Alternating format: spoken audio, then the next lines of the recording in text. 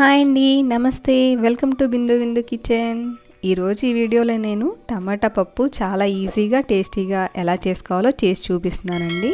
ఈ టమాటా పప్పు పెళ్ళిళ్ళలో వడ్డించే టమాటా పప్పులాగా చాలా టేస్టీగా ఉంటుంది. ఫస్ట్ టైం చేసేవాళ్ళు కూడా చాలా ఈజీగా చేసుకునేలాగా తిన్న కొద్దీ తినాలనిపించే కమ్మనైన పెళ్ళిళ్ళ స్పెషల్ టమాటా పప్పు ఎలా చేసుకోవాలో చేసి చూపిస్తున్నానండి.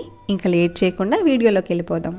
దీనికోసం ముందుగా కుక్కర్ గిన్నె తీసుకొని ఇందులోకి 1 కప్పు కందిపప్పుని తీసుకుంటున్నానండి. ఈ కందిపప్పు అనేది సుమారుగా 250 గ్రాములు ఉంటుంది.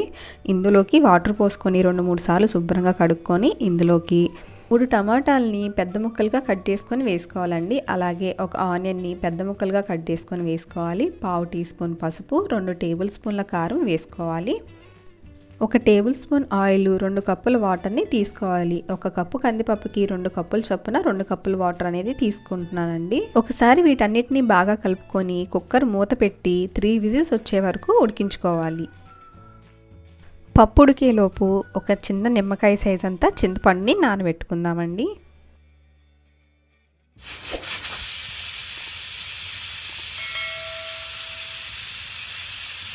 3 విజిల్స్ వచ్చాక స్టవ్ ఆఫ్ చేసి ప్రెజర్ అంతా పోయేంత వరకు వెయిట్ చేయాలి. ప్రెజర్ పోయాక మూత తీసి చూపిస్తున్నాను చూడండి. పప్పు చాలా మెత్తగా ఉడికిపోయి ఉంది. ఇందులోకి రుచికి సరిపడా ఉప్పు వేసుకొని పప్పు గుత్తితో బాగా మెదుపుకోవాలండి. ఇలా మెదుపుకున్న ఈ పప్పులోకి మనం ముందుగా నానబెట్టుకున్న చింతపండు రసం అనేది యాడ్ చేసుకోవాలండి. అలాగే 1 కప్ వాటర్ కూడా యాడ్ చేసుకోవాలి. పప్పు మరీ చిక్కగా ఉన్నా అంత రుచిగా ఉండదండి. కొంచెం గంటజారుడుగా ఉంటేనే టేస్టీగా ఉంటుంది. ఒకసారి ఈ వీడియోలో చూసినాను చూడండి, ఇలా గంటజారుడుగా ఉండాలి. ఇప్పుడు పోపు వేసుకుందామండి. దీనికోసం ముందుగా స్టవ్ ఆన్ చేసుకొని ప్యాన్ పెట్టుకొని 2 టేబుల్ స్పూన్ల ఆయిల్ వేసుకొని ఇందులో 1 టీ స్పూన్ నెయ్యి వేసుకోవాలండి. ఇందులోకి 1 టీ స్పూన్ ఆవాలు, 1 టీ స్పూన్ పచ్చిపప్పు, 1 టీ స్పూన్ జీలకర్ర వేసి దోరగా వేయించుకోవాలి. ఇవి కాస్త వేగాక ఒక 5-6 వెల్లుల్లి, 2 పచ్చిమిర్చి తరుగు ఇందులోకి వేసుకొని కాస్త వేగనివ్వాలి.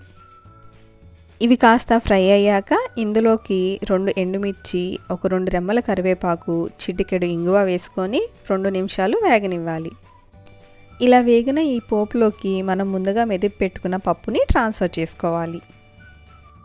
కొంతమంది మెదిపిన పప్పులోకి పోపు వేస్తూ ఉంటారండి. అలా వేస్తే పప్పు అంత రుచిగా అనిపించదండి. ఒకసారి ఇలా ట్రై చేసి చూడండి. పోపులోనే పప్పు వేసి ఒక 5 నుండి 10 నిమిషాలు మీడియం ఫ్లేమ్లో కానీ ఉడికిచ్చారంటే పప్పు రుచి చాలా బాగుంటుందండి. తింటున్న కొద్దీ తినాలనిపిస్తుందండి. అంత కమ్మగా ఉంటుంది ఈ పప్పు. ఈ స్టేజ్లో ఒకసారి ఉప్పు చెక్ చేసుకోండి. ఈ పప్పు అనేది మంచి రుచిగా రావాలంటే, ఈ పప్పు అనే కాదండి, ఏ పప్పు అయినా రుచిగా రావాలంటే ఉప్పు, కారం, పులుపు కరెక్ట్గా పడితే చాలండి. పప్పు చాలా రుచిగా ఉంటుంది. ఈ పప్పు ఇలా ఉడికేలోపు మీరు కానీ ఫస్ట్ టైం నా ఛానల్ చూస్తున్నట్లయితే ప్లీజ్ బిందు విందు కిచెన్ని సబ్స్క్రైబ్ చేసుకోండి. అలాగే పక్కనే ఉన్న గంటను కొట్టడం అస్సలు మర్చిపోకండి. 10 మినిట్స్ మీడియం ఫ్లేమ్లో ఉడికిన ఈ పప్పులోకి 2 టేబుల్ స్పూన్ల కొత్తిమీర తరిగి వేసుకొని దించేసుకోవాలండి. అంతేనండి, మన టేస్టీ పప్పు రెడీ అయిపోయింది. మనం ఇంట్లో ఎన్నిసార్లు పప్పు చేసినా ఆ పెళ్ళిళ్ళలో తినే పప్పు ఉంటుందండి. ఆహా, ఎంత బాగుంటుందో అనిపిస్తుంది కదా. అందులో ఏదో మ్యాజిక్ ఉందని అనిపిస్తుందా? కాదండి, పోపులో కాస్త నెయ్యి వేసి చూడండి, ఆ మ్యాజిక్ మన పప్పులో కూడా ఉంటుంది. ఇలా ఒకసారి మీరు కూడా ట్రై చేసి చూడండి. ట్రై చేస్తారు కదా. ట్రై చేశాక మీకు ఎలా కుదిరిందో మీ వాల్యుబుల్ ఫీడ్బ్యాక్ కింద కామెంట్ సెక్షన్లో నాతో షేర్ చేసుకోండి.